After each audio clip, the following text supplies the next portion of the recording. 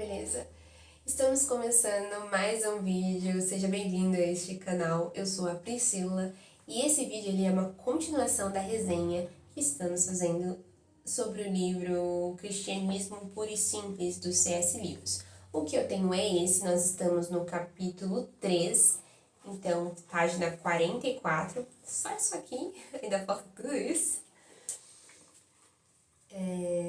O capítulo 3 fala sobre a realidade da lei. Eu criei uma playlist. Se você quiser assistir esse vídeo primeiro, se você já leu o livro, se você já tem uma ideia sobre, seja muito bem-vindo, podemos continuar. Mas se não, eu peço por gentileza para assistir os anteriores. Porque C.S. Lewis, eu nem sei se fala assim o nome do homem, mas é assim que nós seguiremos. Ele nos leva a uma sequência lógica. Então, para você entender o que está sendo falado nesse vídeo, é importante que você assista os anteriores. Se você tiver reparado, eu coloco como CPS no título e eu também coloco na capa de imagem do vídeo. Não sei se é assim que fala, mas a capa do vídeo. CPS é sim a sigla de Cristianismo Puro e Simples. Eu não sei se eu já mencionei isso anteriormente, mas eu coloquei assim para ficar mais fácil de achar também os vídeos similares, né? Porque depois, como vocês viram, tem muito assunto ainda que falta para poder encontrar mais facilmente também. Eu vou adicionando tudo na playlist, mas é por isso que é CPS. Então vamos estar começando aqui o vídeo falando sobre o capítulo 3, a realidade da lei. No início do capítulo, o C.S. Lewis, ele nos traz à memória aquilo que foi dito no primeiro capítulo, aquilo que ele nos fez chegar à conclusão. E no final do capítulo 1, ele fala que há duas coisas estranhas sobre a humanidade.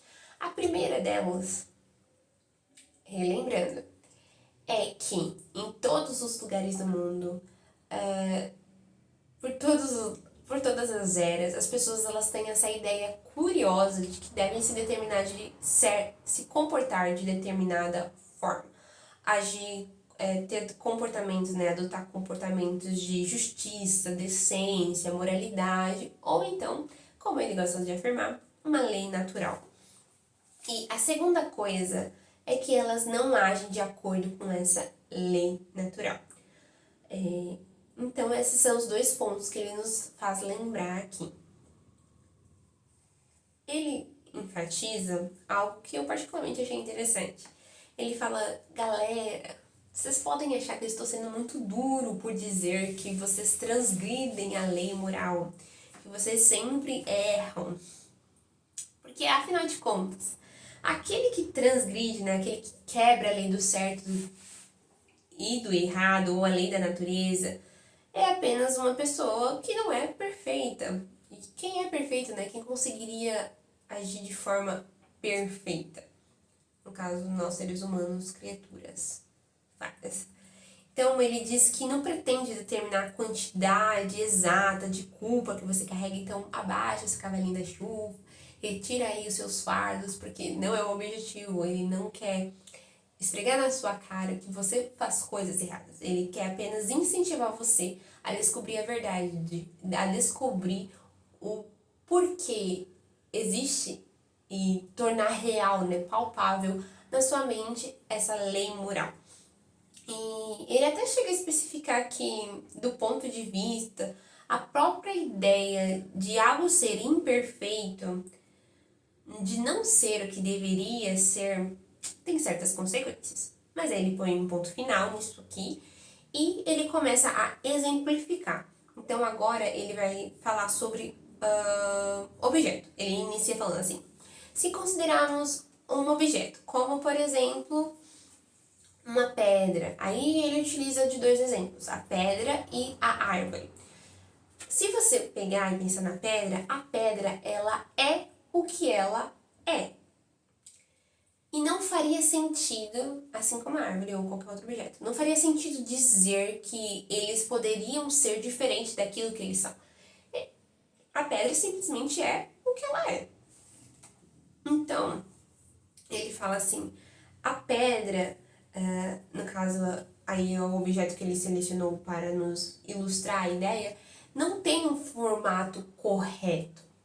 A árvore não tem um formato correto. O que ele quer dizer com isso não ter um formato correto? A pedra, ela é algo de propósito, é utilizada de propósito particular. Ou seja, uma pedra, ela pode ser usada como um ornamento num jardim, você pode pegar uma pedra e fazer uma escultura, você pode colocar aquelas pedrinhas pequenininhas no cimento lá, mexer com água e fazer... É tipo, eles incrementam a massa para poder fazer, tipo, calçada, acho. Calçada ou ajudar na construção. Eu não entendo muito bem o porquê, mas eu já vi ser feito, né? Misturar areia, lá o cimento, água e colocar a pedra para poder, tipo, deixar, por exemplo, a massa mais com constância. Não, constância não é consistente. Eu acho que eu não sei bem como que seria a palavra para isso, mas é para dar uma engrossada na massa. Então a pedra ela pode ser utilizada para essas coisas, né? Deve ter, tipo assim, muitas outras coisas. E também, por exemplo, pedra de diamante, pedra rubi, né? E também, aí quando nós pensamos na árvore, por exemplo, uma árvore ela pode ser utilizada com o objetivo de você planta a árvore, você espera ela crescer, ou você procura uma árvore com o objetivo de construir uma casa na árvore. Então ela tem aquele propósito, ela precisa ser grande, ser firme, forte, ter essa estrutura. Ou aqui em São Paulo, por exemplo, em frente de muitas lojas, em parques, aqui na minha casa mesmo, na rua, tem um spa esportivo, no caso, tem futebol, natação, essas coisas. E na calçada tem acho que 4 palmeiras.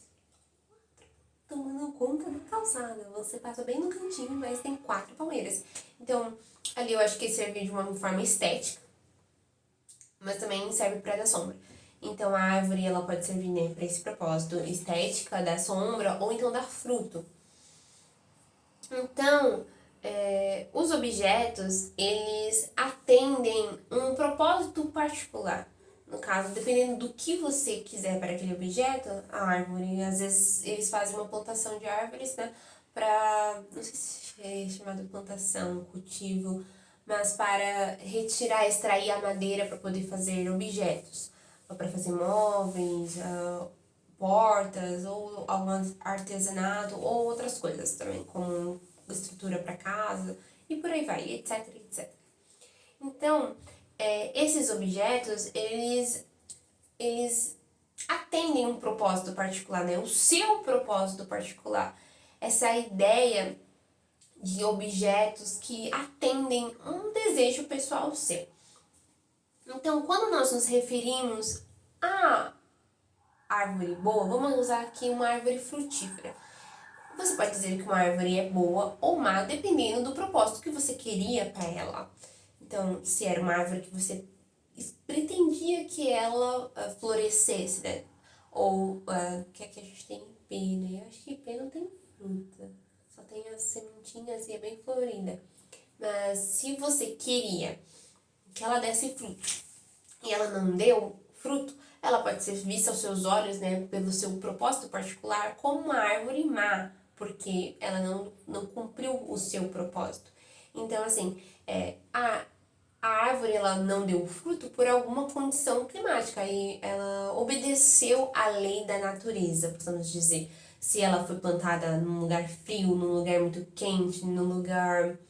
se ela não teve adubo, se ela não foi... Eu nem entendo muito bem como funciona o cultivo, a adequação, a forma do cuidado de uma árvore para ela crescer e chegar a ser, assim, frutífera, né? Atender os desejos da pessoa que a plantou. Mas a árvore, a pedra, os objetos no geral, eles obedecem uma lei natural, uma lei da natureza, que é muito diferente de lei da natureza humana. Nós a chamamos de leis naturais, mas na verdade é um modo como condições climáticas trabalham sobre a árvore. Não seria a lei em si, no sentido estrito da palavra, né? Não é uma lei que governa. como a lei da natureza humana. Mas existe isso, ó, da pedra. Vamos voltar aqui com a pedra. As pedras, elas fazem o que elas fazem. Se você pegar uma pedra, eu deveria ter trazido uma pedra aqui para utilizar como exemplo nesse vídeo. Se você pegar uma pedra, tu joga a pedra no chão, beleza? Ela vai fazer o que ela sempre fez, né, ao longo desses anos inteiros que nós somos. Peraí. A pedra vai fazer aquilo que ela fez durante todo esse tempo que o mundo é mundo. Ela vai cair. Ela vai reagir à lei da gravidade.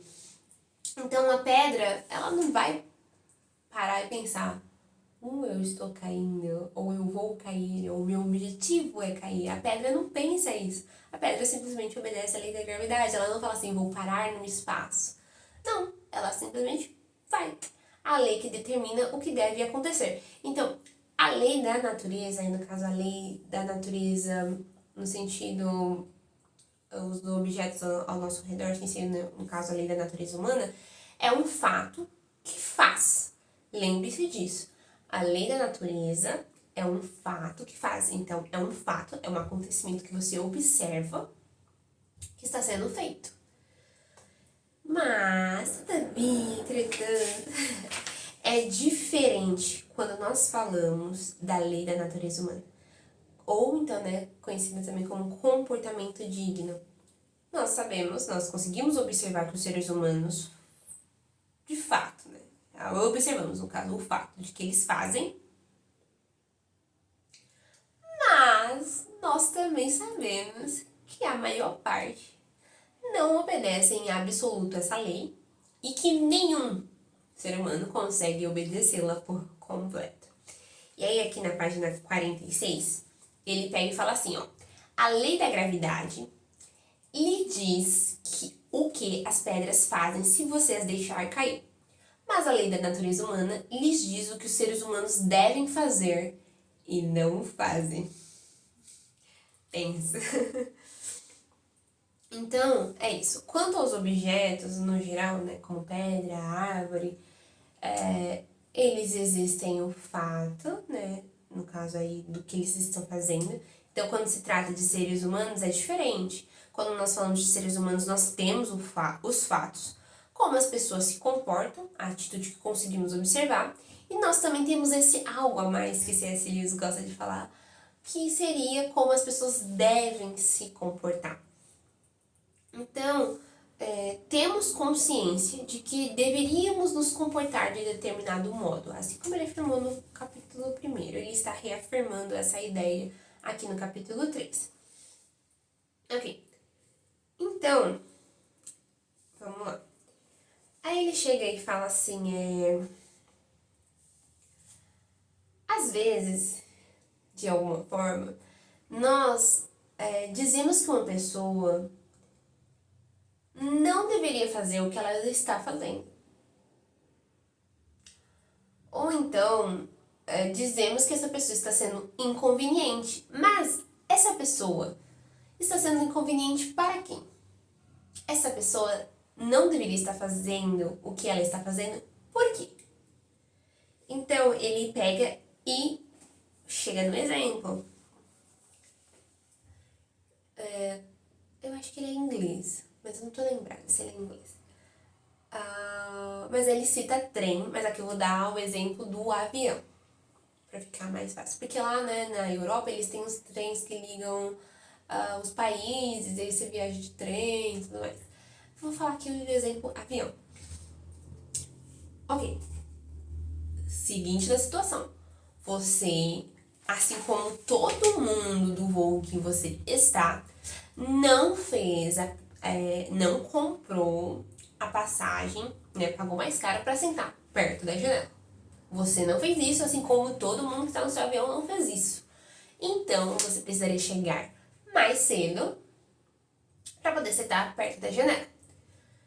E falando desse assunto, me lembra que aqueles pais completamente insanos que não pagam para poder sentar perto da janela. E aí, quando chega no avião, vê a pessoa que tá lá sentadinha, bonitinha na janela, e fala assim: com licença, você pode dar um lugar pro meu filho sentar?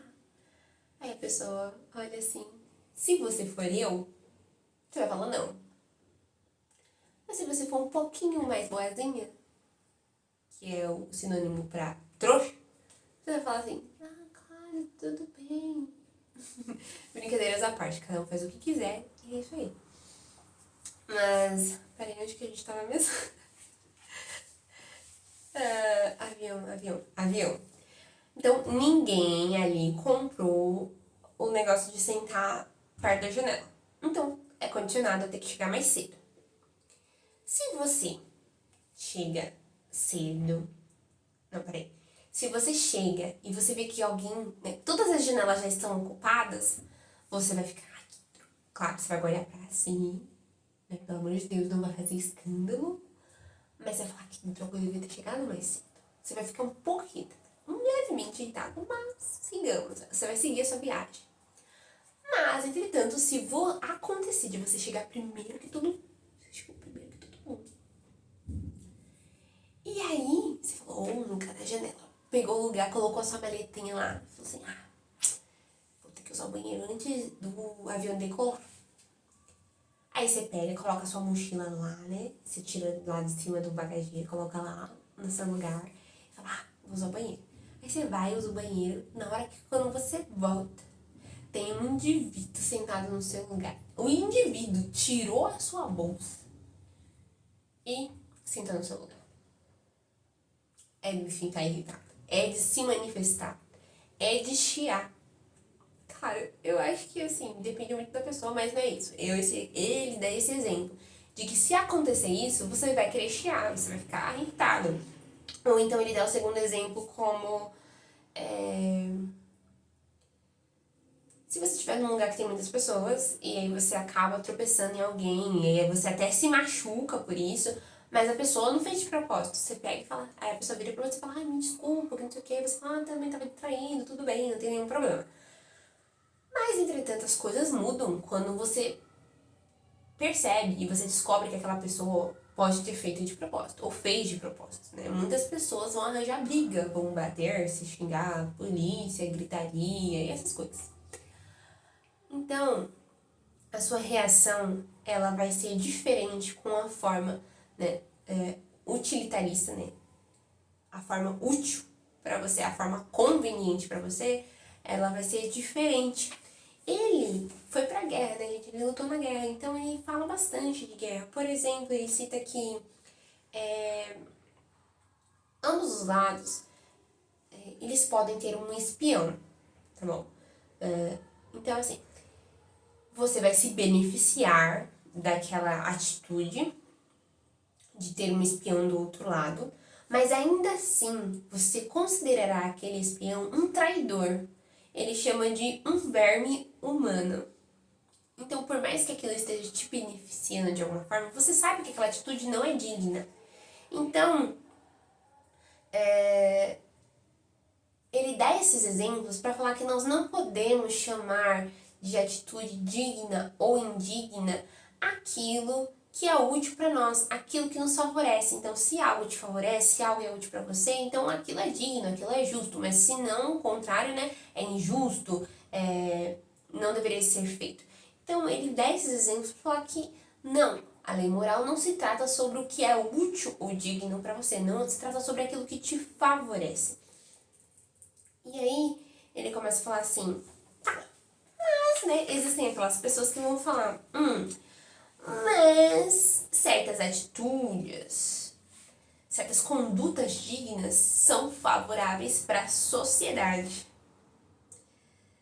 Você agir de maneira digna favorece o clubinho, favorece o seu estado, favorece a sua cidade, o seu país. Então, você tem que ser digno para o coletivo. Ele menciona algumas seguranças como... Quer dizer, ele menciona segurança, felicidade na sociedade. No caso, para uma sociedade ter a segurança, a felicidade, precisa que todos joguem limpos. Para uma sociedade progredir, precisa que não haja corrupção. E é o que não acontece no nosso país.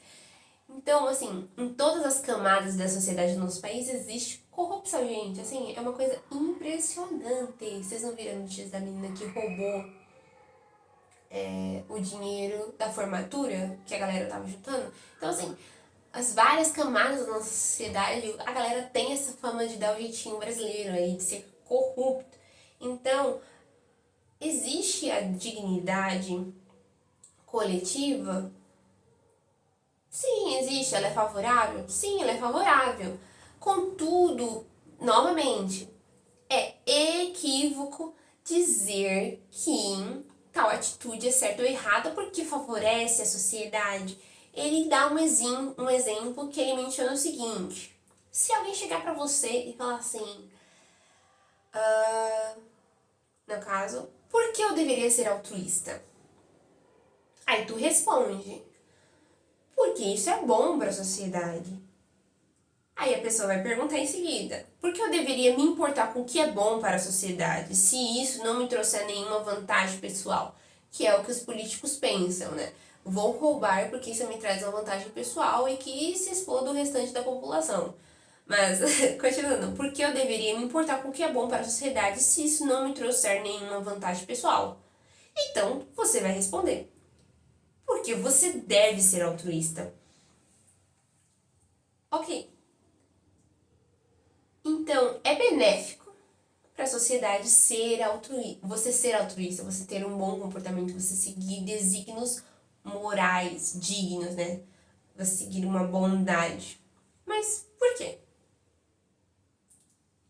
Aí, na página 49,